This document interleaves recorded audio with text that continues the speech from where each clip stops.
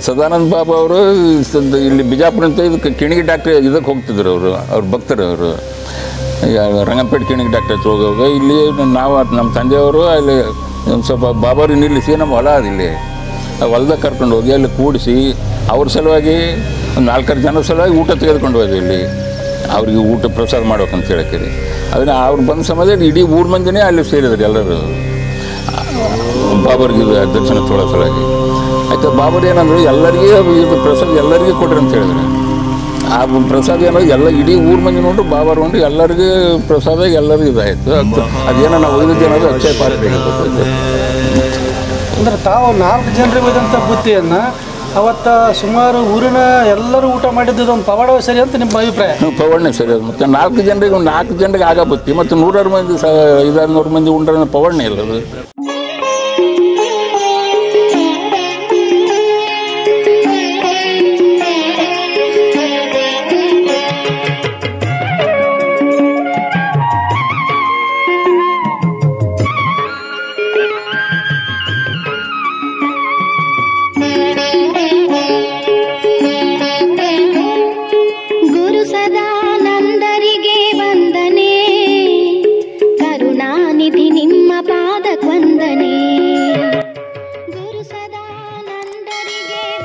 ನಮ್ಮ ತಂದೆಯವರು ಸುಬ್ರಾಯಗೌಡ ಪೊಲೀಸ್ ಪಟ್ ಪರ್ಸ್ನಳಿ ಇದೇ ಗ್ರಾಮದವರು ಆಯ್ತು ಅವ್ರಿಗೆ ಬಾಬರಿಗೆ ಮತ್ತು ಒಡನಾಟ ಇತ್ತು ಅವ್ರು ಪೂರ ಮೊದಲು ಅವರು ಪೂರ್ವಾಶ್ರಮದ ಇದನ್ನು ಅವಾಗನಿಂತನೂ ನಮ್ಮ ಜೊತೆ ಒಳ್ಳೆ ಸಂಬಂಧ ಇದೆ ಆಯ್ತು ಆಮೇಲೆ ಏನದ ಅದು ಬಿಜಾಪುರಕ್ಕೆ ಅವ್ರ ಆಶ್ರಮ ಇತ್ತು ಅಲ್ಲಿ 1972 ಓಪನಿಂಗ್ ಆಯ್ತು ಅವಾಗ ನಾವು ಹೋಗಿದ್ವಿ ನಮ್ಮ ತಂದೆಯವರು ಬಂದಿದ್ರು ಅವಾಗ. ನಮಸ್ಕಾರ ಯಳ್ಳಪ್ಪ ಗೌಡ್ರೆ. ನಮಸ್ಕಾರ.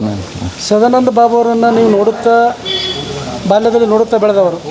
ಸದಾನಂದ ಬಾಬಾರ ಬಗ್ಗೆ ನಿಮಗೆ ಸಹಜವಾಗಿ ನಿಮ್ಮ ತಂದೆಯವರು ಅವರ ಬಗ್ಗೆ ಹೆಚ್ಚಿನ ಗೌರವ ಇರೋದರಿಂದ ತಾವು ಬಿಜಾಪುರದಲ್ಲಿ ಉದ್ಘಾಟನೆ ಆದಂಥ ಹುಪ್ಪಲಿ ಬಲ್ಲಿ ಇರ್ತಕ್ಕಂಥ ಮಠದ ಉದ್ಘಾಟನೆಗೆ ಆ ಕಾಲದಲ್ಲಿ ತಮ್ಮ ತಂದೆಯವರ ಜೊತೆ ಅಂತಂದು ತಾವು ಹೋಗಿದ್ರಿ ಅಂತ ಕೇಳಿದೆವು. ಅದರ ಸ್ವಲ್ಪ ವಿವರಣೆಯನ್ನು ಕೊಡಿ.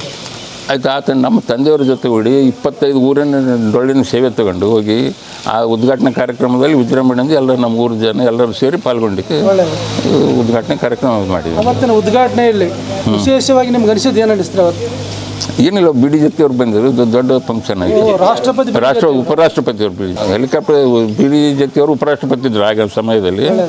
ಆಯಿತು ಸದ್ಯ ಆ ಮಠದ ಮೇಲೆ ಪೂರ ಹೆಲಿಕಾಪ್ಟರ್ ಹೂಗುಚ್ಚ ಮಾಡಿದ್ರು.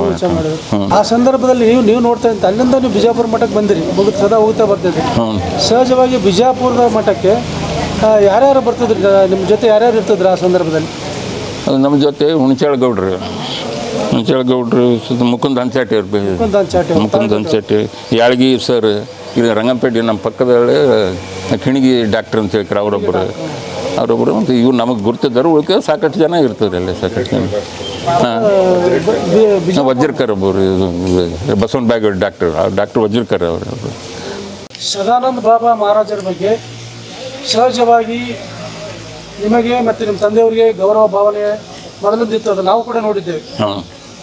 ನಮ್ಮ ಊರಿನವರು ಬಾಬಾ ಅಂತ ತಮ್ಮೆಲ್ಲರಿಗೂ ಹೆಮ್ಮೆಯ ವಿಷಯವಾಗಿತ್ತು. ಹೌದು. ಅದರ ಜೊತೆಗೆ ವಿಶೇಷವಾಗಿ ಪರಸನಹಳ್ಳಿಯಲ್ಲಿ ಅವರು ನಮ್ಮ ಜನ್ಮಸ್ಥಳ ಇಲ್ಲೇ ಆದ್ದರಿಂದ ಅವರಿಗೆ ಇಲ್ಲೊಂದು ಮಠ ಆಗಬೇಕಂತಕ್ಕಂಥ ಒಂದು ವಿಚಾರ ಪ್ರಸ್ತಾಪ ಬಂದಾಗ ಅದಕ್ಕೆ ಭೂಮಿಯನ್ನು ಕೂಡ ಏನಪ್ಪ ಅಂತಂದ್ರೆ ತಾವು ದಾನ ಕೊಡ್ತೀರಿ. ಆ ವಿಚಾರದ ಬಗ್ಗೆ ಒಂದೆರಡು ತಮ್ಮ ಅನಿಸಿಕೆಗಳನ್ನು ಯಾಕೆ ಕೊಟ್ರಿ, ಆ ಕೊಡುವಂಥ ಮನಸ್ಸು ಹೇಗೆ ಬಂತು ತಮ್ಗೆ ಅಂತ ಒಂದೆರಡು ವಿಚಾರಗಳನ್ನು ಅಂದರೆ ಮೊದಲು ಅವರು ರಂಗಪೇಟೆ ಕಿಣಿಗಿ ಡಾಕ್ಟರ್ ಅವ್ರು ಭಕ್ತರು ಅವರು. ಅಂದರೆ ಬಿಜಾಪುರದಿಂದ ಅಲ್ಲಿಗೆ ಹೋಗೋದು ಬರೋದು ಇದು ಇತ್ತು. ರಂಗಂಪೇಟೆಗೆ ಹೋಗಿ ಬರ್ತಿದ್ರು. ಹೋಗೋ ಒಂದು ಸಮಯ ಟೈಮ್ನಲ್ಲಿ ನಾವು ನಮ್ಮ ತಂದೆಯವ್ರು ಇದ್ದಾಗ ಅಂದರೆ ನಮ್ಮ ಹೊಲದಲ್ಲೇ ಅವ್ರು ಕರ್ಕೊಂಡು ಬಂದು ಅಲ್ಲಿ ಕುಂದರ್ಸಿ ಊಟ ಮಾಡಿ ಅದೊಂದು ಪವಾಡನೆ. ಏನಂದರೆ ಒಂದು ಸ್ವಲ್ಪ ಬುತ್ತಿ ತಂದಿದ್ರು ರೀ, 100 ಜನರಿಗೂ ಊಟ ಆಯ್ತು ಅಲ್ಲಿ. ಅವ್ರು ಅಷ್ಟೇ ಒಂದು 4 ಮಂದಿ ಸಲುವಾಗಿ ಅಷ್ಟೇ ತಂದಿತ್ತದು. ಅದನ್ನೇ ಎಷ್ಟು 100 ಮಂದಿಗೂ ಊಟ ಕೊಟ್ರಿ. ಅಷ್ಟೇ ಊಟದಲ್ಲಿ ನಾವು ನಮ್ಮ ಮನೆಯಿಂದ ತಂದಿದ್ವಿ. ನಮ್ಮ ಮನೆಯಿಂದ ಅಲ್ಲಿ ಹೊಲಕ್ಕೆ ಹೋಯ್ದು, ಹೊಲದಾಗ ಇಲ್ಲೇ ಪೂಜೆ 4-5 ಮಂದಿಗೆ ಅಷ್ಟೇ ತಂದಿದ್ವಿ. ಅದೇ ಊಟನೇ ಈಗ ಎಷ್ಟು ಜನ ಮತ್ತು ಊರಿಗೆ ಎಲ್ಲಿ ಬಾಬರ್ ಬರ್ತಾರ 100 ಮಂದಿ ಬಂದಿರ್ತಾರೆ. ಅಷ್ಟು ಜನಕ್ಕೂ ಊಟ ಆಯ್ತು. ಅಷ್ಟೇ ಇದನೇ ಅದು ಇದೊಂದು ಪವಾಡನೇ ಅನ್ಬೇಕು ಬಾಬಾರ್ದು. ಆ ಒಂದು ಇದರಿಂದನೇ ಮತ್ತು ಅದು ಮತ್ತು ಒಡನಾಟ ಅವಾಗ ನಿಂತು ಇಲ್ಲಿ ಬರೋದವಾಗ ನಿಂತು ಬೆಳೀತು. ಆಗ ಇಲ್ಲಿ ಬರ್ತಾರಪ್ಪ ನಮ್ಮೂರೇ ಬಾಬಾ ಅವರು, ಯಾಕೆ ನಮ್ಮೂರಲ್ಲಿ ಯಾಕೆ ಒಂದು ಆಶ್ರಮ ಇರಬಾರ್ದು ಅಂತ ತಿಳ್ಕೇರಿ ನಾವು ಇದು ಕೊಡ್ಬೇಕಂತ ತಿಳ್ಕೊಂಡು ನಾವು ಇಲ್ಲಿ ಭೂಮಿ ದಾನ ಮಾಡಿದ್ವಿ.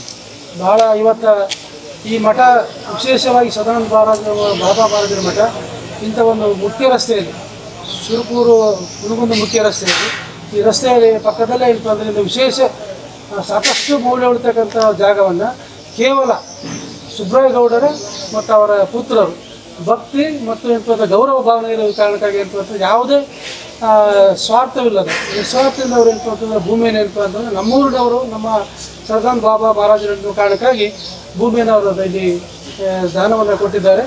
ಆ ವಿಚಾರವಾಗಿ ಮುಂದೆ ಈ ಮಠವು ಕೂಡ ಇಲ್ಲಾಗ್ತದೆ. ಅದಾದ ನಂತರ ತಾವೊಂದು ಕನಸಿನಲ್ಲಿ ಬಂದು ನಮ್ಮ ಕನಸಿನಲ್ಲಿ ಬಂದು ಬಾಬಾ ಮಹಾರಾಜರು ಏನೋ ಒಂದು ಸಂದೇಶ ಕೊಟ್ಟರು ಅಂತೇಳಿ ತಮ್ಮದು ವೈಯಕ್ತಿಕ ಹಂಚಿಕೊಂಡಿದ್ದೀರಿ. ಆ ವಿಷಯದ ಬಗ್ಗೆ ಸ್ವಲ್ಪ ಪ್ರಸ್ತಾಪ. ಅದೇ ಇದು ಮಠದ ಬಗ್ಗೆ ಹೇಳ್ತಾನೆ. ಮಠ ಎಲ್ಲ ಕಡೆ ಆಗ್ಯಾವ ಅಂದ್ರೆ ನಮ್ಮ ಅವ್ರು ಹುಟ್ಟೂರಾಗ ಇತ್ತಿದ್ದಿಲ್ಲ. 5 ಸಲ ಜಾಗ ಕೊಟ್ಟು ಇಲ್ಲಿ ನಮ್ಮಲ್ಲಿ ಒಂದು ಮಠ ಆಗಲಿ ಅಂತ ಇದು ಮಾಡಿದ್ವಿ ಒಂದು. ಆ ನಂತರ ಏನದ ನಾನು ಕನಸಿನೊಳಗೆ ನಾ ಅಲ್ಲಿ ಹಿಂದೆ ಹೊಲ್ದಾಗ ಆ ಕಡೆ ಓದ್ತಿದ್ದೆ. ಅಲ್ಲಿ ಹೊಲ್ದಾಗ ಇಲ್ಲಿ ಸೇಮ್ ಇದೇನು ಫೋಟೋ ಅದ ಅದೇ ಟೈಪ್ ಎಲ್ಲ ಡ್ರೆಸ್ ಆಗೋದು ರುಮಾಲ್ ಸುತ್ಕೊಂಡು ಇಲ್ಲೇ ವಾಕಿಂಗ್ ಮಾಡೋದು ನೋಡಿ ನಾನು ಬಾಬರಿಗೆ. ಇಲ್ಲಿ ಏನೋ ನಾನು ಆ ಕಡೆ ಹಂಗೆ ಹೊಲ್ದಾಗ ಹೋಗೋ ಅಷ್ಟೇ ಇಲ್ಲಿ ತಿರುಗಾಡೋದು ಅಷ್ಟೇ ನೋಡಿ ನಾನು. ಅಂದ್ರೆ ಅವ್ರು ನನಗೇನು ಮಾತಾಡಿಲ್ಲ ಅವ್ರು ಅಷ್ಟೇ. ಅವ್ರು ನೋಡಿ ನಾನು ಓದ್ತಿದ್ದೆ ಇಲ್ಲಿ ವಾಕಿಂಗ್ ಮಾಡ್ತಾರೆ. ಸಹಜವಾಗಿ ಭಾರತೀಯರ ಒಂದು ಕಲ್ಪನೆ ಇವತ್ತಿಗೆ ನಮ್ಮ ಕನಸಿಗೂ ಕೂಡ ಒಂದು ಪರಂಪರೆ ಇದೆ. ಸಹಜವಾಗಿ ಕನಸಿನಲ್ಲಿ ಅಂದರೆ ಸ್ವಪ್ನದಲ್ಲಿ ಯಾರಾದರೂ ಸಂತರು ಮಹಾಂತರು ಪೂಜ್ಯರು ಆ ಕಾವಿ ವೇಷ ಧರಿಸಿ ಬಂದು ದರ್ಶನ ನೀಡಿದರೆ ಅದು ಸೌಭಾಗ್ಯವದ್ದೇ ಪ್ರಾಪ್ತಿ ಅಥವಾ ಶುಭವಂತೆ ಪ್ರಾಪ್ತಿ. ಆ ಕಾರಣಕ್ಕಾಗಿ ಏನಪ್ಪ ಅಂತಂದ್ರೆ ಈ ವಿಚಾರವಾಗಿ ಮುಂದೆ ನಿಮಗೆ ಶುಭವಾಗಿದೆ ಅಂತ ಅನಿಸ್ತದೆ. ಏನು ಅನಿಸ್ತದೆ ಗೌಡ್ರೆ? ಆರಾಮಾಗಿ ಏನಿದಿಲ್ಲ, ಏನು ತೊಂದರೆ ಇಲ್ಲ. ಅವಾಗ ಭಾವ ಅಂತ ಇಲ್ಲಿ ಪ್ರಪ್ರಥಮ ಈ ಮಠ ಕಟ್ಟುವ ಮುನ್ನ ಮಠ ಕಟ್ಟುವ ಮುನ್ನ ಮೊದಲೊಂದು ಆಶ್ರಮವನ್ನು ನಿರ್ಮಾಣ ಮಾಡಿದ್ರು. ಆಶ್ರಮ ನಿರ್ಮಾಣ ಮಾಡುವಲ್ಲಿ ಯಾರ್ಯಾರು ಪಾತ್ರ ವಹಿಸಿದ್ರು ಅದ್ರ ಬಗ್ಗೆ ಸ್ವಲ್ಪ ಹೇಳ್ರಿ ತಮಗೆ. ಅದು ಕೆ ಮಲ್ಲಪ್ಪ ಸುರ್ಪುರ್ ವಕೀಲರು ಅವರು, ಇನ್ನೊಬ್ಬ ಶಿವಣ್ಣ ಅಂತೇಳಿ ಯಾದಗಿರಿ ಅವರು, ಶಿವಣ್ಣ ಮಲ್ಲಪ್ಪ ಅಂತ, ವಿ ಶಂಕರ್ ಅವರು, ಆಯ್ತು ಮತ್ತು ಹಿಂಗೆ ಸಾಕಷ್ಟು ಜನ ಎಲ್ಲರೂ ಕೂಡಿ ಅದು ಇದು. ಅವಾಗಿನ ಆಶ್ರಮ ಹೆಂಗಿತ್ತು? ಅದು ಅಷ್ಟೇ ಇದೇನು ಓಪನ್ ಇತ್ತು, ಇದೆಲ್ಲ ಬೈಲಿತ್ತು. ಅದು ಆ ಜಾಗ ಅಷ್ಟೇ. ಅದು ಗುಂಪ ಅಂತಿರೋದಕ್ಕೆ ನಮ್ಮಲ್ಲಿ ಗುಂಪು ಈ ಕಡೆ ಇದ್ರ ಸೈಡ್ ಗುಂಪ ಅಂತಾರೆ. ಅದು ಕೊಂಪೆ ಮಾಡಿದ್ರು. ಅವಾಗ ನಿಂತಾನೆ ಅಲ್ಲಿ ಒಳಗೆ ಗದ್ದಿಗೆ ಮಾಡಿದ್ರು. ಗದ್ದಿಗೆ ಮಾಡಿ ಸದ್ಯೇನು ಮುಂಜಾನೆ ಬೆಳಿಗ್ಗೆ ಸಾಯಂಕಾಲ 2 ಟೈಮ್ ಪೂಜೆ. ಪ್ರತಿ ಗುರುವಾರನೂ ಆರತಿ ಮಾಡ್ತಿದ್ರು. ಅವತ್ತಿನಿಂತನೂ ಮಲ್ಲಪ್ಪ ಪೂಜಾರಿ ಅವರೇ ಸೇವೆ ಮಾಡ್ಕೊಂತ ಬಂದಿದ್ದಾರೆ. ಬಾಬಾ ಮಹಾರಾಜರು ಇವತ್ತಿಷ್ಟೆಲ್ಲ ದೊಡ್ಡ ಮಟ್ಟದಲ್ಲಿ ಮಠ ಆಗಿ ಎಲ್ಲ ಕಡೆ ಅವ್ರ ಹೆಸರು ಸಾಕಷ್ಟು ಬೆಳೆದು ನಿಂತಿದ್ದಾರೆ. ಸಹಜವಾಗಿ ಊರಿನವರಿಗೆ ಅಭಿಮಾನ ಅದ. ತಮಗೆ ಬಾಬಾ ಮಹಾರಾಜರ ಮಠ ಇಲ್ಲಿ ಇರೋದ್ರಿಂದ ಮತ್ತು ತಾವೇನಪ್ಪ ಭೂದಾನಿಗಳಾದ್ರಿಂದ ತಮಗೇನು ಅನ್ನಿಸ್ತದೆ ಇದ್ರ ಬಗ್ಗೆ? ಎಷ್ಟು ಹೆಮ್ಮೆ ಅನ್ನಿಸ್ತದೆ? ಎಷ್ಟು 198ರಲ್ಲಿ ಮಠ ನಾವು ಭೂಮಿ ಕೊಟ್ಟಿದ್ದು, ದಾನ ಕೊಟ್ಟಿವಿ. ಅಲ್ಲಿಂದ ತನಕ 2013 ಅಂದ್ರೆ ಒಂದು 5-6 ವರ್ಷ ನಂತರ ಇದು ಕಟ್ಟಡದ ಪ್ರಾರಂಭ ಆಗ್ಯದ. ಆಮೇಲೆ 2013ಕ್ಕೆ ಉದ್ಘಾಟನೆ ಆಯಿತು. ಅದು ಆಯ್ತು. ಅಲ್ಲಿಂದ ತಿಳ್ತಾನೆ ಇದು ಮೊದಲು ಫಸ್ಟಿಗೆ ಇದಾಯಿತು. ಭಕ್ತರು ಊರ ಜನರು ಭಕ್ತರು ಎಲ್ಲ ಸೇರಿ ಎಲ್ಲರ ದೇಣಿಗೆಯಿಂದ ಸಹಕಾರದಿಂದನೇ ಇದು ಆಶ್ರಮ ಆಗಿದೆ.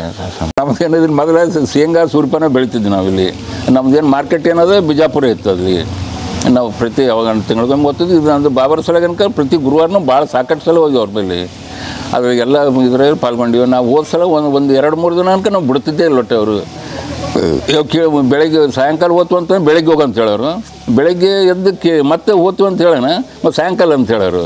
ಈಗ ಸಾಯಂಕಾಲ ಕೇಳಿದ್ರೆ ಮತ್ತೆ ಬೇಡ ಮತ್ತು ನಾಳೆಗೆ ಹೋಗ್ಕಂತೇಳಿ ಮತ್ತು ಹಿಂದೆ ನಮಗೆ ಇರೋತನ ಇದ್ದು ಸಾಕೋದ್ರಿಂದ ಅದು ಬಾಬಾ ಓದ್ತು ಮತ್ತೆ ಬರ್ತೀನಿ ಅಂತ ಹೇಳಿ ಆಯ್ತು ಬಂದುಬಿಡ್ತೀನಿ. ನಮ್ಗೇನು ಇರ್ತಿದ್ವಿ ಅಷ್ಟೇ. ಪೂರ ಅವ್ರೇನು ಬಿಡ್ತಿದ್ದಲ್ಲ, ನಮ್ಗೆ ನಾವಾಗೇ ಬಂದೀವಿ. ಅವ್ರು ಏನು ಒಟ್ಟೆ ಹೋಗಂತ ನಮ್ಗೆ ಒಂದಿನೂ ಅಂದಿಲ್ಲ ಅವರು. ನಾವೇ ನಮಗೆ ಇರೋದು ನಮ್ಗೆ ಏನು ಕೆಲಸ ಬಂತಂತಂದು ನಾವೇ ಬಿಟ್ಟು ಬಂದುಬಿಟ್ಟು ಅವ್ರಿಗೆ ಓದ್ತು ಅಂತ ಹೇಳಿ ಬಂದ್ವಿ. ಆದರೆ ಅಷ್ಟೇ ಹೇಳೋದು ಬಂದಿಲ್ಲ ಬಾಬರಿಗೆ. ಅವ್ರು ಅಪ್ಪಣೆ ತೊಗೊಂಡೇ ಬಂದುಬಿಟ್ಟದೆ. ತಾವು ಬಾಬಾರವರನ್ನು ಸ್ವತಃ ನೋಡಿದ್ದೀರಿ. ಈಗ ಭಕ್ತರಿಗೆ ಸುತ್ತಮುತ್ತಲ ಎಲ್ಲ ಭಕ್ತರಿಗೆ ತಾವು ಏನು ಅಭಿಪ್ರಾಯ ಏನು ತಿಳಿಸ್ಲಿಕ್ಕೆ ವಿಚಾರ ಮಾಡ್ತಾರೆ? ಏನಿಲ್ಲ, ಬಾಬಾರ ಮೇಲೆ ಒಂದು ಶಕ್ತಿ ಅದ. ಆಯ್ತು, ಏನೋ ಎಲ್ಲ ಭಕ್ತರು ಇದನ್ನಂತ ಬಾಬಾರ ಭಕ್ತಿ ಇಟ್ಟು ನಡ್ಕೋಬೇಕು. ಅವ್ರು ಏನು ನಡ್ಕೊಂಡು ಅವ್ರು ಏನು ಕೇಳ್ತಾರೆ ಅದು ಕೊಟ್ಟೆ ಕೊಡ್ತಾನಂತ ನನ್ನ ವಿಶ್ವಾಸ ಅದ. ಆ ಟೈಪ್ ಎಲ್ಲರ ಭಕ್ತರು ಇದು ಮಾಡಿ ನಡ್ಕೊಂತ ಹೋಗ್ತೈತೆ ಅಷ್ಟೇ. ಅವ್ರು ಇದ್ದಾಗೂ ಜಾತಿ ಬಗ್ಗೆ ಒಟ್ಟು ಎಲ್ಲಿನೂ ಇಲ್ಲ. ಅವ್ರಿಗೆ ನಾವು ಬಿಜಾಪುರಕ್ಕೆ ಹೋಗ್ತಿದ್ವಲ್ಲ, ಅಲ್ಲಿನೂ ಏನು ಇದ್ದಿದ್ದಿಲ್ಲ. ಒಟ್ಟು ಎಲ್ಲ ಜಾತಿ ಧರ್ಮ ಎಲ್ಲರೂ ಸೇರ್ತಿದ್ರು, ಅಲ್ಲಿ ಏನಿದ್ದಿಲ್ಲ. ಪುರಗೇನು ಹೋಗ್ತಿದ್ವಲ್ಲ, ಅವಾಗ ನಿಂತನೂ ಒಟ್ಟು ಜಾತಿ ಏನೂ ಇಲ್ಲ ಅವ್ರ ಒಟ್ಟಲ್ಲಿ. ಎಷ್ಟೋ ಜನರು ಯಾರು ಬರ್ತಿದ್ರು ಹೋಗ್ತಿದ್ರು, ಏನು ಒಟ್ಟು ಆ ಜಾತಿ ಒಟ್ಟು ಅವ್ರು ಏನು ಮಾಡೇ ಇಲ್ಲ. ಒಟ್ಟು ಅವರು ಆಯ್ತು ಹಿಂಗೆ ಇದೆ, ಅವ್ರ ಬಳಿ ಏನು ಇದೇ ಇಲ್ಲ. ಒಟ್ಟು ಯಾರಾದ್ರೂ ಬರ್ಬೋದು, ಯಾರಾದ್ರೂ ಹೋಗೋದು ಮಠಕ್ಕೆ. ಎಲ್ಲರೂ ದೊಡ್ಡ ಹಾಲ್ ಇತ್ತು. ನಾವು ಹೋಗಿದ್ದು, ನಾವು ಇಲ್ಲಿ ಸಾಕಷ್ಟು ಸಲ ಹೋಗಿ. ಇಂಥ ದೊಡ್ಡ ಹಾಲ್ ಯಾರು ಸಾಕಷ್ಟು ಜನ ಆರತಿಗೆ ಇರ್ತಿದ್ರು, ಮಾಡ್ತಿದ್ರು, ಹೋಗ್ತಿದ್ರು. ಜಾತಿ ಲೆಕ್ಕಾಚಾರ ಜಾತಿ ಭೇದ ಅದು ಏನೂ ಇಲ್ಲ. ಒಟ್ಟು ಅವರಲ್ಲಿ ಮಾತೇ ಒಟ್ಟು ಅದ್ರ ಬಗ್ಗೆ ಮಾತೇ ಕೇಳಿಲ್ಲ ನಾವು. ಒಟ್ಟು ನಾವು ಅವ್ರ ಬಾಯಲ್ಲಿ ಒಟ್ಟೆ ಕೇಳಿಲ್ಲ. ಒಟ್ಟು ನಾವು ನಂಬಿಕೆ ಇಟ್ಕೊಂಡ್ಕೇರಿ ಬಾಬಾನ ಬೆಲೆ ತುಳಿದ್ರೆ ನಮ್ಗೇನು ನಂಬಿಕೆ ಇಟ್ಟು ನಡಿಬೇಕಾದ್ರೆ ಅಷ್ಟೇ. ಸುಮ್ಮ ಬಂದು ವಾದೆ ಹಿಡಿದವನನ್ನ ಕರು ಬಿಟ್ಟವನತ್ತ ಅನ್ನೋದು ಬಾಬಾರ್ದು ದೇಹವಾಕ್ಯನೇ ಅದ. ಆ ಟೈಪ್ ಏನದ ನಡ್ಕೊತವ್ರು ಏನಾಗಿದೆ ಕಡಿಮೆ ಇಲ್ಲ. ಒಟ್ಟು ಆ ಭಕ್ತರಿಗೆ ಒಟ್ಟು ಅದು ಈ ಟೈಪ್ ಭಕ್ತರು ನಡ್ಕೊತವ್ರು ಏನು ತೊಂದರೆ ಇಲ್ಲ. ದತ್ತಾತ್ರೇಯ ಓಂ ನಮಃ ಶಿವಾಯ ಶ್ರೀ ಸದಾನಂದಾಯ ನಮಃ. ಜೈ ಬಾಬಾ. ಜೈ ಬಾಬಾ. ಜೈ ಬಾಬಾ.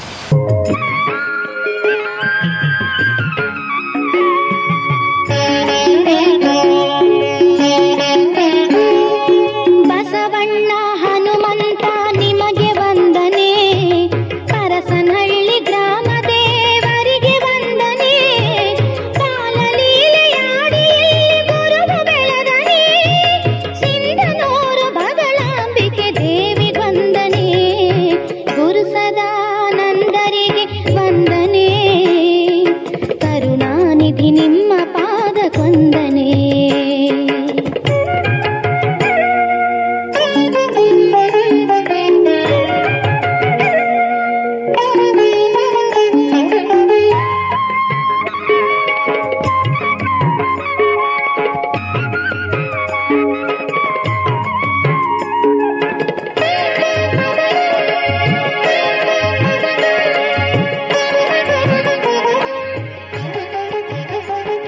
ಎಲ್ಲರಿಗೂ ಜೈ ಸದಾನಂದ. ಇನ್ನು ನಮ್ಮ ಯೂಟ್ಯೂಬ್ ಚಾನೆಲ್ ಸಬ್ಸ್ಕ್ರೈಬ್ ಆಗಿಲ್ಲ ಅಂದ್ರೆ ಕೆಳಗೆ ಕಾಣುವ ಸಬ್ಸ್ಕ್ರೈಬ್ ಬಟನ್ ಕ್ಲಿಕ್ ಮಾಡಿ. ಹಾಗೆ ಪಕ್ಕದಲ್ಲಿರುವ ಬೆಲ್ ಬಟನ್ ಕೂಡ ಕ್ಲಿಕ್ ಮಾಡಿ. ಈ ಬೆಲ್ ಬಟನ್ ಕ್ಲಿಕ್ ಮಾಡೋದ್ರಿಂದ ನಾವು ಅಪ್ಲೋಡ್ ಮಾಡುವ ವಿಡಿಯೋಗಳ ನೋಟಿಫಿಕೇಶನ್ ಉಚಿತವಾಗಿ ಪಡೆದುಕೊಳ್ಳಬಹುದು.